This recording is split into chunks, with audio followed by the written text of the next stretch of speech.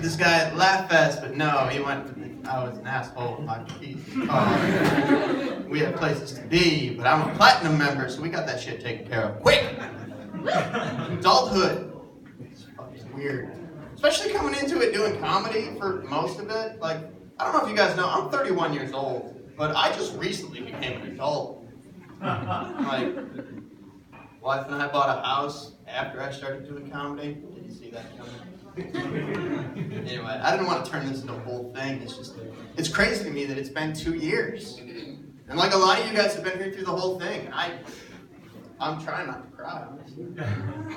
It's touching. It's great to see all you people here. But I thought maybe tonight I'd go back and try some of my early jokes that bombed really hard. See if they still got that same fire. I remember my very first time on the Rotten Cherry stage, the Record Eagle showed up. And then the next day, on the front page of Section C was my hairy ass. The article was less than glowing. Which was funny to me because I woke up that morning to all my relatives being like, "Oh my God, you're on the front page of the Record Eagle," and I'm like, "Awesome!" And then I read the article and I'm like, "Fuck!" But no, I mean they weren't wrong. They were being honest. They were seeing a first-time comic on stage, and I think the best joke I had was something about Game of Thrones. Wasn't really thinking at all. It's just like, oh, that might be funny. We're gonna try to say that. But it was this whole thing like about you guys, Game of Thrones people in here. Yeah. At least a little bit, right? Yeah. You know Khaleesi. Yeah. Mother of Dragons. Jesus Christ, is she not the hottest thing on TV? Yeah. I know what some of you guys are thinking. My wife's sitting right over there. Guess what? She agrees. That's a good night of TV for us.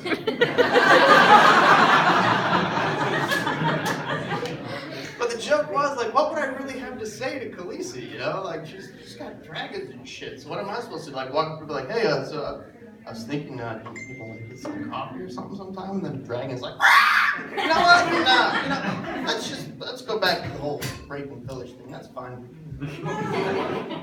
I used to do a lot of jokes about my judgmental cat. Would always judge me when I would smoke weed. But then he died, so joke's on him.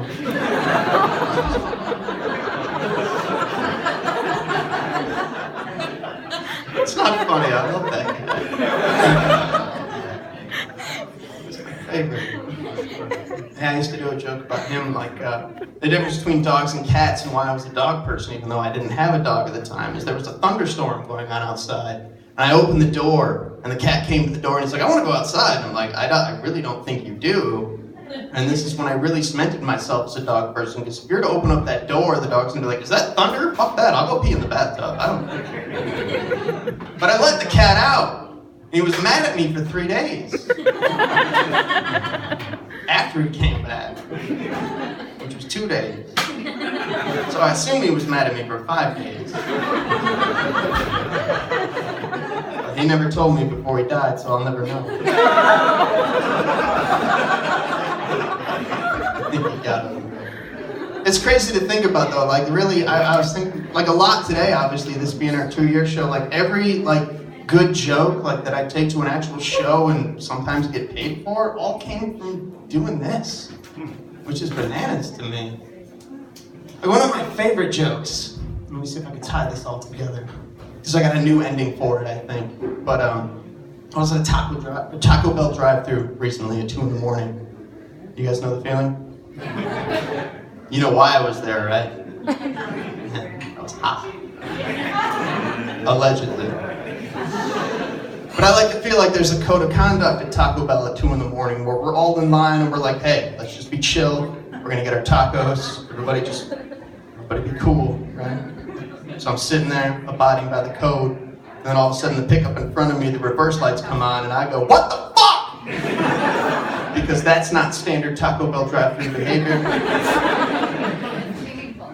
Anyway, he backs up, realizes I'm there, and then makes a hard right, drives over the median and off into the night. And I'm confused, but I'm still high and I need some goddamn tacos. So I pull up to the box and I place my order and I get to the window and the guy says, hey man, we're out of beef. And I'm like, I don't care, it's 2 in the morning.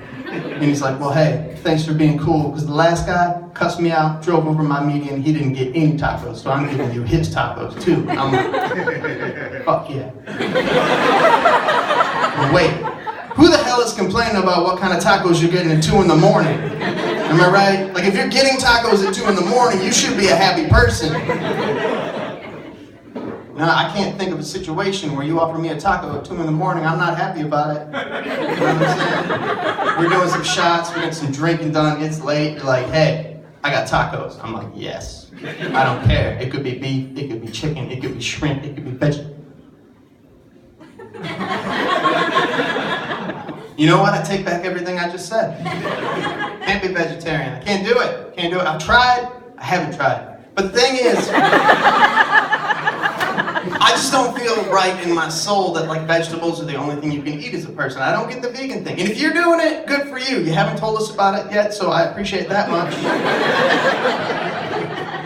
But you know, you can do it without the lecture, right? Like one they like to use a lot is, hey, I don't eat any food but the face. So I went to Oriana and carved faces in all the tofu.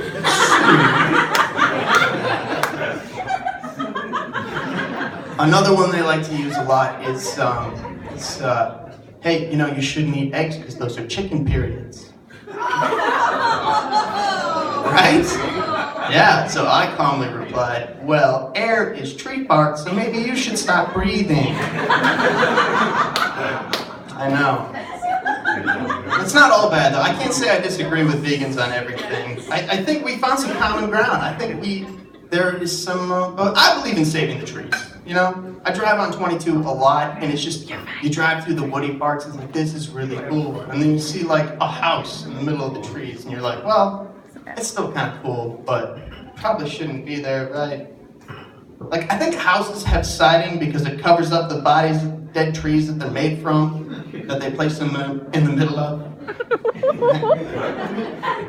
Like, that's why log cabins are super fucked up to trees.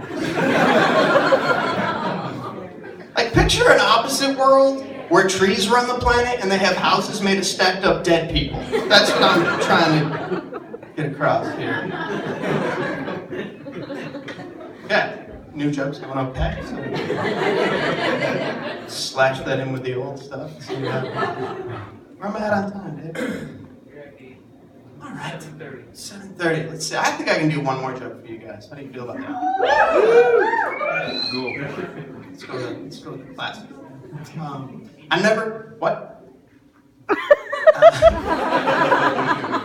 I never thought I'd miss baby albums. You guys know what I'm talking about? No. It's these little photo albums, and it was just like one picture per page, and there were maybe 15, 20 pages. Parents used to carry them back around, you know, the early 90s, right? And it was just pictures of the baby and these like nothing accomplishments, like, oh look, in this picture the baby crawled, and it's like, oh great, aren't babies supposed to crawl? And then another picture, they're like, oh, you can't see it, but he was talking, and it's like, well, this is a picture, not a video, so I don't give a shit. But the thing is, back in the day, you could see that there was a finite number of pages in these books, right? Yeah. So by the time you were halfway through, you knew approximately how much time you had before you could make a break for it, right? I miss those days, because it's not like that anymore. No, people show up with their iPhones or their tablet, and the next thing you know, you're there all fucking night looking at pictures of that baby. And I don't think it's the baby's fault. I don't hate kids at all. I hate parents. I love kids. I just think babies are tiny friendship assassins. Yeah. Like, if we're friends and you tell me that you're pregnant, I immediately start with a, well, we've had some good times. And, hope to see you again someday in the future, maybe in about 18 years, or maybe less if your kid gets cool before then, but I don't see it.